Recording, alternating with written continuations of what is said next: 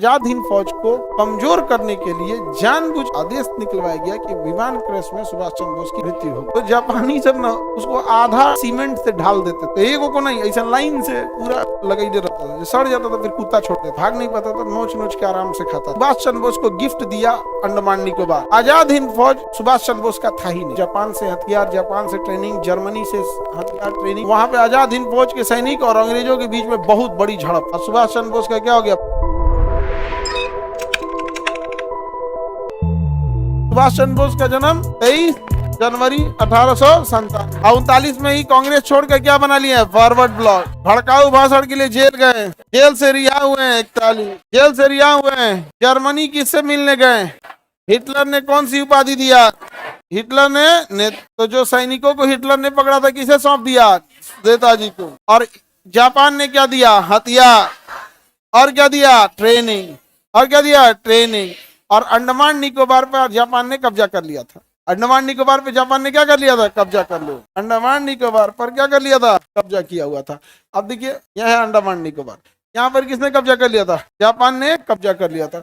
और second world war पूरी भारत पे दस्तक देने चला आया था। सेकेंड वर्ल्ड वॉर जापान पे क्या करने आ गया था? दस्तक देने भारत के पास आ चुका था। World war. देखिए ये इंडिया, यहाँ पर अंडमान निकोबार, जापान ये है। जापान ने पूरा कब्जा कर लिया। हाँ, चाइना को बड़ी मार मारा था जापान। जापान ने चाइना पर जितना अत्याचार किया उतना अमानवीय अत्याचार उसने कहीं नहीं किया।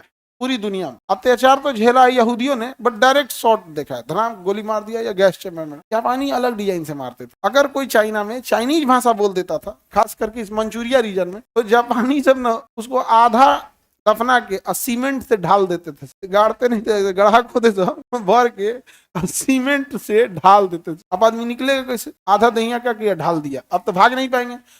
लाठी में ना लोहा वाला कील निकाल के भर दहिया मार देते थे। फच फच इसे फंस जाता था, मांस निकल जाता। उसका मांस 2-3 दिन सड़ जाता था, तो एक को नहीं, ऐसा लाइन से पूरा लगाई दे रहता था। जो सड़ जाता था फिर कुत्ता छोड़ देता। कुत्ता आता था ना, वो जमल हुआ आदमी भाग नहीं पाता था, नोच नोच के आराम से खाता था। आराम नोच नोच खा रहा है आदमी देख रहा था कि हमारा आधा खा गया है। वार बिहेवियर सबसे खराब किसका था? जापानियों। सबसे खराब वार बिहेवियर जापानियों का था। उनका बहुत खराब होता है वार बिहेवियर। और अमेरिका वाले ना कुछ भी करेंगे सब कैमरा बंद करके करेंगे। और आतंकवादी सब कुछ करेगा तो कैमरा चालू करके करेगा। गोली मारेगा तो कैमरा चालू करके। अरे सूचना तो नहीं समेट दिया first world war, second world war, camera बंद करके। अब जापानी ने यहाँ पे ना कब्जा कर लिया सब। क्या पे? अंडमान निकोबार। अब द्वितीय विश्व युद्ध भारत पे दस्तक दे दिया था। और इधर हिटलर से सेना लेकर, जर्मनी सेना लेकर ये कहाँ पहुंचे? म्यांमार और सिंगापुर तक पहुंच गए। यहाँ जापानियों ने क्या दिया? ट्रेनिंग दिया। और सुभाष चंद्र बोस को गिफ्ट दिया अंडमान निकोबार। क्या दिया? अंडमान निकोबार। सुभाष चंद्र बोस ने उसका नाम रखा शहीद एवं स्वराज। क्या नाम रखा? शहीद एवं स्वराज। क्या नाम रखा? शहीद एवं स्वराज। समझ में गया कि नहीं आ गया? तो अंडमान निकोबार सुभाष चंद्र बोस को गिफ्ट किसने दिया? हाँ, जापानी। और ट्रेनिंग दिया यहाँ पे म्यांमार और ये सब के एरिया में। यहाँ पे और सिंगापुर में सुभाष चंद्र बोस फाइनली आजाद हिंद सरकार का गठन कर दिए। तो आजाद हिंद सरकार का गठन भारत में हुआ या सिंगापुर में? 1943 में। 1900 और उससे पहले 1942 में आजाद हिंद फौज की कमान संभाल लिया था। अब समझते हैं लोग ध्यान से। आजाद हिंद फौज की कमान संभाले और आजाद हिंद सरकार बना दिए 1943। कहां पर? सिंगापुर। ध्यान से समझिएगा। आजाद हिंद फौज सुभाष चंद्र बोस का था ही नहीं। आजाद हिंद फौज कैप्टन मोहन सिंह थे। कौन थे? कैप्टन मोहन सिंह ने कहा कि हम उन लोगों को मिला के अपनी एक सेना बना। कैप्टन सोहन सिंह नहीं, कैप्टन सोहन सिंह गदर पार्टी। कैप्टन सोहन सिंह और कैप्टन मोहन सिंह आजाद हिंद फौज। आइडिया किसने दिया? आजाद हिंद फौज। आजाद हिंद फौज का आइडिया किसने दिया? कैप्टन सोहन सिंह। और उसकी कैप्टन मोहन सिंह। कैप्टन मोहन और रास बिहारी बोस इसका नेतृत्व कर रहे थे। तो मोहन सिंह का दिमाग की उपज थी। किसके दिमाग की उपज थी? मोहन। और अध्यक्ष लीड कौन कर रहे थे? रास ठीक लिखा है जी, रास बिहारी बोस। बस रास बिहारी बोस बूढ़े हो गए थे। रास बिहारी बोस एकदम बूढ़े हो गए थे, 85-82 साल। रास बिहारी बोस ने कमान सौंपा 1942 में किसको? सुभाष चंद्र बोस। जब सुभाष चंद्र बोस को सौंपा गया कमान, तब सुभाष चंद्र बोस ने आजाद हिंद फौज को एक नई ऊंचाई पे लेके चले गए। अंतर्राष्ट्रीय सहयोग प्राप्त किए। जापान से हथियार, जापान से ट्रेनिंग, जर्मनी से हथियार ट्रेनिंग, ये सब लेके एक नई ऊंचाई तक ले गए। तो ऐसा लगता है ना कि जैसे रास बिहारी बोस जो है उन्होंने सुभाष चंद्र बोस ने ही इसकी स्थापना किया था। स्थापना नहीं किया था। स्थापना दिमाग किसकी थी? संस्थापक कौन? आइडिया संस्थापक, लेकिन मेन नेतृत्व सुभाष चंद्र। 1900 आजाद हिंद सरकार, उन्होंने सिंगापुर में सरकार बना दिया, कहा कि हम सरकार हैं, अभी हमारा देश थोड़ा और कब्जा लिया है लेकिन सरकार हम ही लोग हैं। तो सिंगापुर में उन्होंने कब्जा आजाद हिंद सरकार बना लिया और वहीं सिंगापुर से उन्होंने कहा था कि अब हम दिल्ली की ओर कूच करेंगे। कहाँ कूच करेंगे? दिल्ली की ओर। म्यांमार और मणिपुर के रास्ते हम कहाँ की ओर कूच करेंगे? दिल्ली की ओर। और इसमें हमें राष्ट्रपिता महात्मा गांधी का सहयोग चाहिए।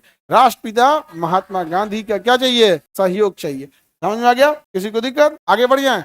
तो महात्मा गांधी को राष्ट्रपिता किसने कहा और सुभाष चंद्र बोस को नेताजी किसने बोला? हाँ, हिटलर ने बोला। आगे बढ़ जाए। Any problem? दिल्ली चलो का नारा किसने दिया? राष्ट्रपिता महात्मा गांधी को किसने बोला? तो मणिपुर के रास्ते नागालैंड होते हुए कहाँ आ रहे थे? और यही नागालैंड में एक जगह इम्फाल, वहां पे आजाद हिंद फौज के सैनिक और अंग्रेजों के बीच में बहुत बड़ी झड़प हुई थी। क्या हुई थी?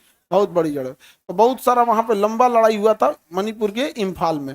1945 में युद्ध हो ही रहा था कि मारा अमेरिका परमाणु बम पटक दिया किसके ऊपर? जापान के ऊपर। और सुभाष चंद्र बोस का क्या हो गया? प्लेन क्रैश हो गया और यहाँ आजाद हिंद फौज के सैनिकों को पकड़ लिया गया और आजाद हिंद फौज के सैनिकों को मुकदमा चलाया गया लाल किले में।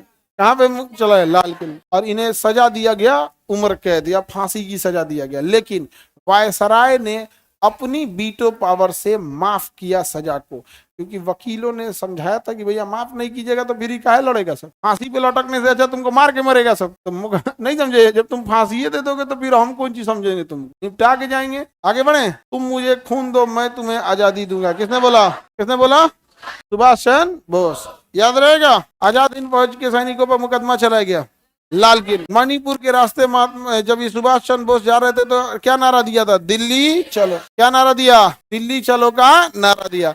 लेकिन जापान जो बैकअप सपोर्ट दे रहा था उसके पास 6 अगस्त और 9 अगस्त को अमेरिका ने क्या फेंक दिया?